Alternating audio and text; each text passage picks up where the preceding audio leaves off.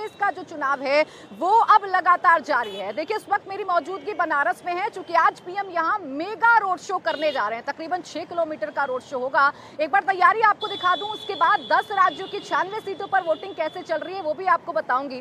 देखिए, जहां तलक आपकी नजर जाएगी आपको भगवा रंग जो है वही पूरा का पूरा बनारस में नजर आएगा। कोशिश ये की गई है कि पीएम के इस रोड शो को भव्य बनाया जाए। इसका जो मैसेज है वो सीधे तौर पर पूर्वांचल की सभी सीटों पर जाए और इसीलिए जितने भी चौक चौराहों से होकर पीएम का ये रोड शो गुजरेगा वहां पर आपको कुछ ऐसी ही तैयारी नजर आएंगी। पीएम के बड़े बड़े कटआउट्स लगाए गए हैं। ये तैयारी तो देखिए बनारस को लेकर की गई है, लेकिन अभी फिलहाल चौथे चरण का चुनाव चल रहा है। चौथे चरण के चुनाव में 10 राज्यों की 96 सीटें हैं।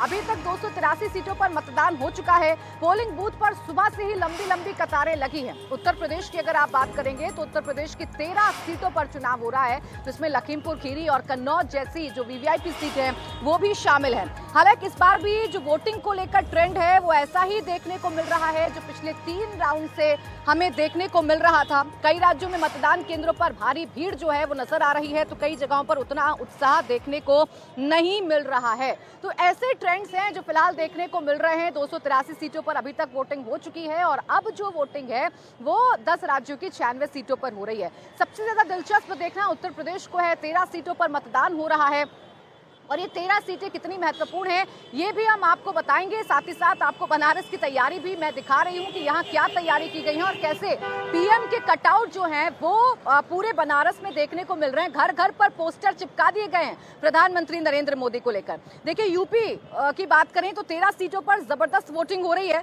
चौथे चरण में यूपी की सबसे हाई प्रोफाइल सीट कन्नौज, जहां से अखिलेश यादव इस बार ताल ठोक रहे हैं। सामने है सुब्रत पाठक, जिन्होंने 2019 में डिंपल यादव को हराकर कन्नौज को फतेह किया था। वो कन्नौज सीट काफी महत्वपूर्ण हो जाती है, जहां पर अब तक 13% का जो मतदान है वो हो चुका है। वहीं साक्षी महाराज की सीट उन्नाव में 12% और केंद्रीय मंत्री अजय मिश्र टेनी की सीट खीरी में 13% से ज्यादा मतदान हो चुका है। सीतापुर में 15% और हरदोई में अब तक 14% से ज्यादा वोट डाले जा चुके हैं। फर्रुखाबाद और बहराइच में भी 14% से ज्यादा वोट जो हैं वो पड़ चुके हैं। तो ये यूपी का ट्रेंड हम आपको बता रहे हैं। इंपॉर्टेंट सीटें हैं इस फेज में भी। कन्नौज, उन्नाव और लखीमपुर खीरी की जो सीट है महत्वपूर्ण सीटें हैं और इन पर जो मतदान है वो लगातार जारी है। अब देखिए, उन्नाव सीट की अगर आप बात करेंगे, साक्षी महाराज वाली ये सीट है, एक बार फिर से चुनावी मैदान में है। लखनऊ से सटा हुआ ये इलाका है। बीजेपी के फायर ब्रांड नेता हैं साक्षी महाराज, जो जीत की हैट्रिक लगाने की तैयारी में हैं। साक्षी महाराज ने राहुल और अखिलेश पर बड़ा हमला किया है और कहा है कि यूपी के 2 लड़कों की जोड़ी अब खत्म हो जाएगी। जनता मोदी के 400 पार वाले नारे को पूरा करेगी। क्या कहा साक्षी महाराज ने, आइए आपको सुनवाते हैं। उन्नाव से सांसद और भारतीय जनता पार्टी के प्रत्याशी साक्षी महाराज जी। सर, 400 पार का लक्ष्य रखा है बीजेपी ने, क्या लगता है 400 पार हो रहा है? ये विपक्ष कह रही है कि उन्होंने घेर लिया आपको। देखिए, मोदी जी कोई साधारण से व्यक्ति नहीं है।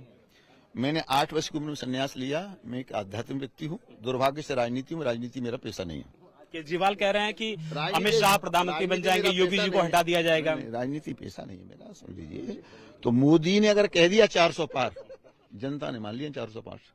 जनता हिंदुस्तान की मोदी की बात को गारंटी मानती है और मोदी ने अपने काम के आधार पर सबका साथ, सबका विकास, सबका विश्वास, सबका प्रयास, ये जो काम किया है 10 साल तक, उसका आकलन करके मोदी जी ने कुछ सोच समझकर और उन्होंने जो 140 करोड़ को अपना परिवार कहा है उसके आधार 400 पार मोदी ने कहा है, तो मुझे विश्वास है 400 पार होगा। केजरीवाल जी क्यों कह रहे हैं कि अमित शाह जी प्रधानमंत्री बन जाएंगे और 2 महीने लिख कर रख लीजिए कि योगी जी को हटा दिया जाएगा? जेल में जाने के बाद केजरीवाल जी की बुद्धि कुछ ज्यादा कुंठित हो गई। पहले भी उलझुल बोलते थे और फिर बुद्धि से ठीक काम नहीं कर रही। 1 जून को फिर उनको जेल में जाना है, तो क्या नहीं कह दें। मतलब गिरगिट भी उतने रंग नहीं बदलती है जितना रंग केजरीवाल ने बदला है।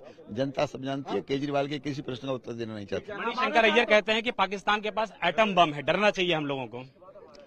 सारा हिंदुस्तान हमसे डर रहा है। मणिशंकर अय्यर, कांग्रेस डरे तो डरे, पाकिस्तान को पता है उनके पास एटम बम है, तो हमारे पास उससे बड़े हथियार है।